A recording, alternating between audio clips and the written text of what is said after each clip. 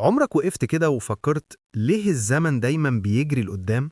يعني عمرنا مثلا ما شفنا كوباية اتكسرت وبعدين ترجع تتصلح لوحدها، أو حد يصغر بدل ما يكبر. هو إيه اللي بيخلي الزمن دايما في اتجاه واحد؟ خلينا نفهم الموضوع ده سوا. العلماء بيقولوا إن اللي بيخلي الزمن ما يرجعش لوراء هو السهم الزمني أو arrow of time، وده مرتبط بحاجة اسمها الانتروبي. الانتروبي دي ببساطة هي درجة الفوضى في الكون. كل ما الزمن يعدي الفوضى بتزيد، يعني النظام بيتحول لفوضى مش العكس. مثال بسيط: لو كوباية وقعت واتكسرت، دي عملية سهلة وطبيعية، بس عمرنا ما شفنا الكوباية المكسورة تتجمع لوحدها وتبقى سليمة تاني. ليه؟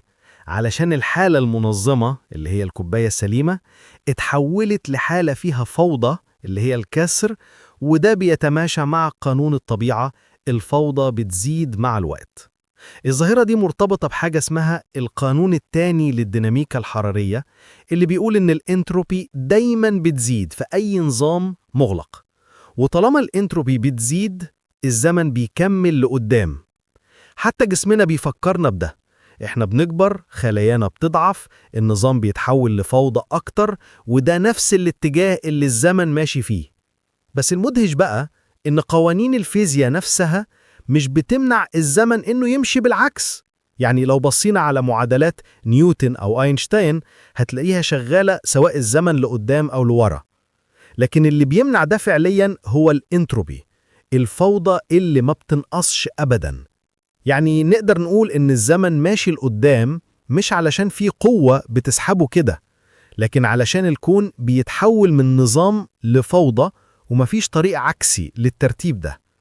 فالزمن ماشي في اتجاه واحد علشان الكون كل يوم بيبقى أكتر فوضى عن اليوم اللي قبله، وسهم الزمن هيكمل لقدام لحد ما الكون نفسه يوصل لحالة اسمها الموت الحراري.